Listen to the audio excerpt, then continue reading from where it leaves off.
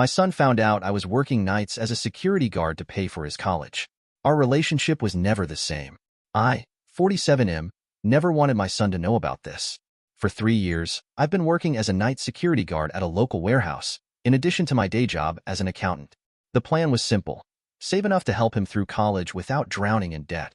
Yesterday, everything fell apart. It started when I got a call from him during my night shift. He never calls that late, so I immediately knew something was wrong. His voice was shaky when he asked, "Dad, why didn't you tell me?" My stomach dropped. Somehow, he'd found out. Looking back, I should have known I couldn't keep it hidden forever. The exhaustion was getting harder to hide, and the excuses for missing family dinners were wearing thin. My wife noticed, of course. She'd been against the idea from the start, saying we should just take out loans like everyone else. But I couldn't bear the thought of my son starting his adult life buried in debt. The warehouse job wasn't glamorous, but it paid decent money for night work. From 11 p.m. to 7 a.m., I'd patrol the empty halls, check the security cameras, and occasionally deal with false alarms. Then I'd catch a quick shower, change into my suit, and head straight to the accounting firm. Coffee became my best friend, and power naps in my car during lunch breaks kept me going. For 3 years, I managed to keep both worlds separate. My son thought I was just working late at the firm sometimes, or had early morning meetings. The few times he visited me at the office, I made sure it was during regular hours. I even kept a fresh suit hanging in my car to avoid any suspicions. But yesterday changed everything. He'd stopped by the warehouse to pick up a package, something about a delayed delivery he needed for a project, and there I was, in my security uniform, doing my rounds. The look on his face, I'll never forget it. Confusion, then recognition, then something between hurt and anger. I tried to explain right there, but he just turned and walked away. That's when he called me an hour later. I could hear him fighting back tears as he told me how he'd piece things together. The constant tiredness, the missed family events, the way I'd sometimes fall asleep during weekend movies. He'd noticed it all, but never connected the dots until seeing me there. "Why didn't you trust me enough to tell me?" he asked. "Did you think I wouldn't understand?" His words hit hard because he was right. I'd convinced myself I was protecting him, but maybe I was just protecting my own pride. I didn't want him to feel guilty about the sacrifices I was making, but in trying to shield him, I'd ended up hurting him more. The truth is, education costs have skyrocketed since my time in college. My regular salary alone wouldn't have been enough to help him, not without taking on massive debt. I remember my own father working multiple jobs to put me through school, and how that shaped my view of parental responsibility. But times have changed, and maybe my old school thinking about handling everything myself was outdated. Now, sitting in this empty warehouse at 3 a.m., writing this out on my phone, I'm trying to figure out how to fix things. My son's anger comes from a place of love and concern. He's worried about my health, about the toll these double shifts have taken. He's right about that too. I'm not as young as I used to be, and these past 3 years have aged me more than I'd like to admit. The irony is, we're only 6 months away from having enough saved for his final year. 6 more months of double shifts, of stolen naps, of missing family dinners. But now that he knows, I'm not sure I can continue. Not because I'm ashamed of the work, there's dignity in any honest job, but because the cost of keeping this secret has become higher than any amount of money I could save. The morning after our confrontation, I came home to find my son sitting at our kitchen table. He'd clearly been waiting for me, 2 cups of coffee steaming in front of him. The sight reminded me of when he was younger, waiting up to show me his report cards. But this time, there was no excited smile, just tired eyes that matched my own. "You look exhausted, Dad," were his first words. Not angry anymore, just concerned. He brought printouts, my warehouse pay stubs he'd somehow gotten hold of, bank statements showing the separate account where I'd been storing the night job money, even medical articles about sleep deprivation.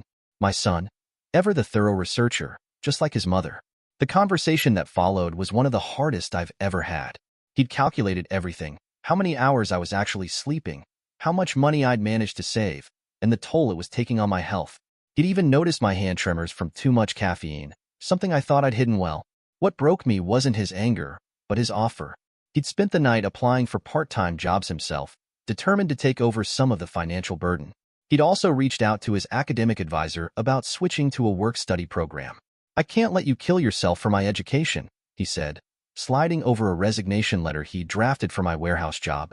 I tried explaining that this wasn't his burden to bear, that parents are supposed to sacrifice for their children. But he countered with something that made me pause. "And children are supposed to learn from their parents." What am I learning from watching you work yourself to death in secret? The conversation was interrupted by my wife coming downstairs. She took one look at the papers spread across the table and knew. I'd kept this from her too, though I suspect she'd figured it out long ago. She just sat down and started sharing her own observations, how my blood pressure medication dosage had doubled in the past year, how I'd stopped going to my weekly basketball games, how I'd aged 10 years in 3. Then my son dropped another bombshell. He'd been offered a prestigious internship for the summer, one that could lead to a full-time position after graduation. But he was planning to turn it down in favor of a higher-paying retail job to help with tuition. The internship paid less, but the career opportunities it offered were invaluable. That hit me hard. In trying to secure his financial future, I was potentially damaging his career prospects. The whole point of working these extra hours was to give him opportunities, not take them away. But my son, in his determination to help, was about to make the same kind of sacrifice I'd been making. My wife, who'd been quietly listening, finally spoke up. She reminded us of her parents' offer from 2 years ago. They'd wanted to help with tuition, but I'd refused out of pride. They'd built a successful small business and were comfortable in retirement, but I'd been adamant about handling it ourselves. Sometimes, she said, refusing help is more selfish than accepting it. As I sat there, watching my coffee grow cold, I realized how tangled everything had become. My second job had started as a simple solution to a financial problem, but it had grown into something else, a test of my worth as a father, a measure of my self-reliance, a secret that was eating away at our family's trust in each other. My son reached across the table and did something he hadn't done in years. He held my trembling hands steady. The same hands that had taught him to ride a bike, helped him with his math homework, and now ached from typing reports all day and gripping a flashlight all night. "Dad," he said quietly, "you've always taught me that family means being there for each other.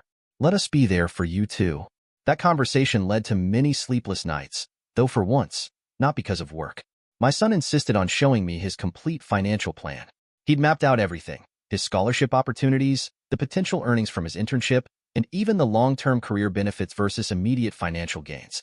The kid I'd been trying to protect was now protecting me, and doing a better job of it than I'd done.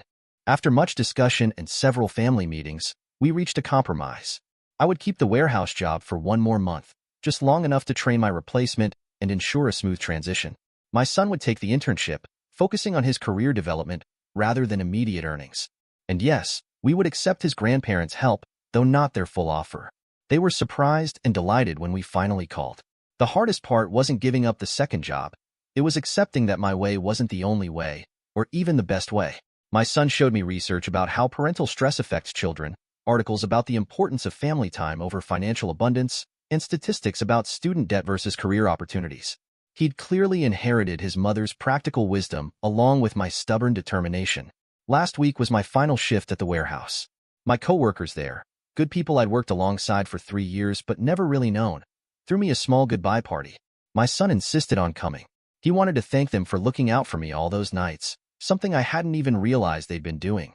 Watching him chat and laugh with them, I saw him in a new light, not just as my child to protect, but as a young man capable of understanding and appreciating sacrifice. The changes were immediate. Within days of returning to normal sleep patterns, my hands stopped shaking. My wife says the dark circles under my eyes are fading. Last weekend, for the first time in years, I played a full game of basketball with my old friends. I was terribly out of shape, but it felt good to be moving again, to be living instead of just surviving. My son and I have started a new tradition: Sunday morning coffee together before he heads back to campus. We talk about his classes, his internship plans, and yes, about money too. But now the conversations are open, honest, and shared. He's teaching me about investment apps and modern financial planning, while I share what I've learned about the value of time over money. Yesterday, he asked me something that stopped me in my tracks. "Dad, what would you have done if I hadn't found out?" The truth is, I don't know. Pride and stubbornness might have kept me going until I broke down completely. By trying to be strong for my family, I was actually becoming their weakness. The money we saved isn't going to waste. Combined with his grandparents' help and his internship earnings, it's enough to see him through graduation without crushing debt. But the real value of these past few months isn't in the dollars saved. It's in the lessons learned. About trust, about family, about the different forms of strength. I look at my son now and see not just the child I wanted to protect, but the man who helped me understand that sometimes the strongest thing a parent can do is accept help. He's learned something too. Not the lesson I intended about financial responsibility, but perhaps a more important one about family, honesty, and the true cost of secrets. This morning, I woke up naturally for the first time in years, no alarm clock needed. As I write this, I can hear my wife and son in the kitchen arguing playfully about the right way to make pancakes. In a few minutes, I'll join them, fully present, fully awake. And for the first time in a long time, I feel like I'm truly providing for my family, not just with money, but with my presence, my attention, and my love. Sometimes the hardest lessons come from our children. Mine taught me that being a good father isn't about bearing every burden alone. It's about showing our kids how to face life's challenges with honesty, grace, and the strength to accept help when needed. Thank you for watching. If you enjoyed this story, please hit that subscribe button. Don't forget to give it a thumbs up and share it with friends or family who might enjoy it too. Your support means a lot. And if you have any thoughts, questions, or story ideas, drop them in the comments below. I'd love to hear from you. See you in the next story.